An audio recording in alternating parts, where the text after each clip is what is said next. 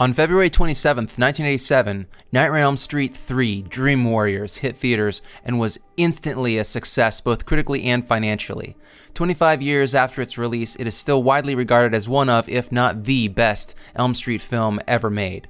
As part of the marketing of the movie, Dokken was brought in to provide some songs, including the theme. The music video was such a hit on MTV that it was even included on the home video release of the movie the following year. In many ways, Dokken's presence in the film helped spawn the tradition of bands being brought in to write original songs for horror movies. I'm Scott from the Horror Movie Night podcast and Geekscape, and these are the 10 best original songs from horror movies.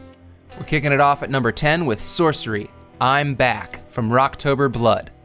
Released in 1984, the same year as the first Nightmare on Elm Street film, Rocktober Blood was part of the infamous heavy metal horror films that were birthed from the satanic panic of the early 80s. The film followed the members of the band Headmistress being haunted by the ghost of their former vocalist Billy Harper, who was executed following a killing spree. The band Headmistress is played by the hard rock band Sorcery, who also provided 4 songs on the soundtrack. The soundtrack for Rocktober Blood was also the last recording from Sorcery. While all the songs on the soundtrack rip, it's the main song, I'm Back, that's the most memorable and iconic. Next up at number 9 is Love Spit Love, How Soon Is Now, from The Craft. Few horror films have inspired imitators quite like Scream. The post-Scream landscape of the late 90s was filled with sleek films featuring attractive 20-somethings and incredible soundtracks. However, just a few months before Scream was released, the now classic teen witch hit The Craft came out in theaters. While the soundtrack is packed with great songs by great bands, the lead single is Love Spit Love's cover of How Soon Is Now, originally by The Smiths. Love Spit Love was formed by Psychedelic Furs vocalist Richard Butler in 1992, and a few years later, the producers of The Craft approached them to cover the iconic Smiths song for the soundtrack. After some initial reluctance, the band agreed on the cover and gave us the fantastic version we love to this day. Love Spit Love's version also became the theme song for Charmed 2 years later in 1998. At number 8, we have Thor, We Accept the Challenge, from Rock and Roll Nightmare. Now, Rock and Roll Nightmare is not what you'd call a good movie. Don't get me wrong, it's a blast to watch, and I've made many a friend sit through it in my lifetime. But at its core, the movie is basically just a 90-minute ad for the music of John Michael Thor. There's countless classic songs in the film like Energy and We Live to Rock, but nothing even comes close to the final song, We Accept the Challenge, which is only enhanced by the insane visuals as the song plays. You really have to watch this film to understand what we're getting at here. At number 7, we have Gerard McMahon, Cry Little Sister, from The Lost Boys. The Lost Boys was the vampire movie for the MTV generation, meaning that it was bound to have a solid soundtrack. While it contained songs by INXS and Echo and the Bunnymen, the most iconic song was Cry Little Sister by Gerard McMahon. The song perfectly fits the movie, which is only made more impressive given the song was written and recorded before McMahon had an opportunity to even see the film. Director Joel Schumacher was floored when he heard the song, saying, "You nailed my theme. I can't believe you wrote this without seeing a single frame." McMahon in an interview even stated that if he had seen the movie first, he would never have written the song. It has been covered and or sampled by various artists, including but not limited to Marilyn Manson, LA Guns, Aiden, Eminem, Tangerine Dream, and Dee Snider. Number 6, The Ramones Pet Cemetery, from Pet Cemetery. Pet Cemetery was the first feature film for music video director Mary Lambert. Through the decade she spent in the music industry, she became close friends with the Ramones. Since they were a favorite band of Stephen King, she convinced them to write the theme song for her movie. The song plays over the closing credits and became their highest charting song. We here at Geekscape love it, but for some reason hardcore Ramones fans hated it, and the Razzies even nominated it as one of the worst original songs of 1989, though it lost out to Bring Your Daughter to the Slaughter by Bruce Dickinson, written for Nightmare on Elm Street 5, The Dream Child. Number 5, The Dickies, Killer Clowns from Outer Space, from Killer Clowns from Outer Space.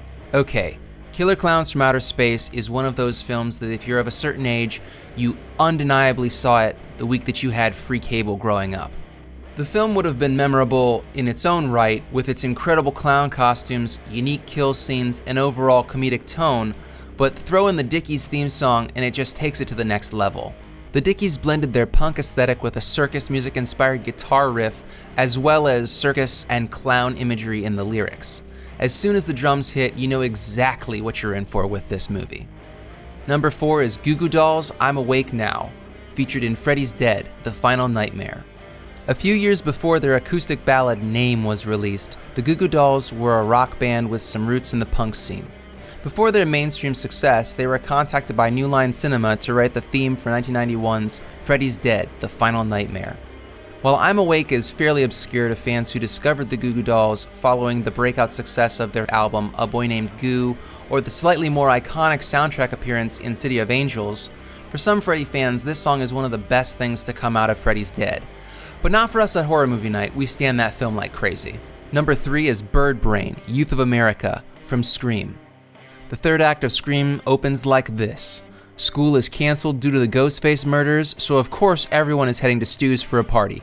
A car slows down and drops an empty bag of chips on the pavement in front of the camera, and the opening chords of Youth of America kick in. That is how we are introduced to Birdbrain. I'm confident that everyone in 1996 thought the same thing when they saw that scene. What is this song? It originally appeared in the Scream soundtrack a year before it was released on Birdbrain's final album, and a music video featured the footage from Scream intermixed with the band performing, but the group broke up shortly after, never being able to cash in on the success of the song and the film. At number 2 we have Fastway, Trick or Treat, from Trick or Treat. Trick or Treat is easily the best of the 80s heavy metal horror films, so it's fitting that it also has one of the best songs to come from the Satanic Panic era as well. The entire soundtrack was written and performed by the supergroup Fastway, a collaboration of UFO bassist Pete Way, Motorhead guitarist Fast Eddie, and vocalist Dave King, who went on to be a founding member and lead vocalist for the Irish-American Celtic punk band Flogging Molly. Seriously, the titular song for the film is a non-stop ripper that uses every second of its 2-minute, 45-second runtime to get lodged firmly in your brain. At number 1 we have Dokken, Dream Warriors, from Nightmare on Elm Street 3, Dream Warriors. You knew this was going to be the number 1 song on the list it inspired, right? Dream Warriors isn't just Dokken's best song, nor is it the best song written for a horror movie. It's arguably one of the best hair metal songs ever written. Period. What can we say about this song that hasn't already been said? It's got a great melody, soaring falsetto vocals, and one of George Lynch's most memorable guitar solos. Everything about Dream Warriors the song fits perfectly with the aesthetic of Dream Warriors the movie, and that's a special kind of awesome. So that's our list. Did we miss anything? Let us know in the comments and be sure to like, share, and subscribe to our channel.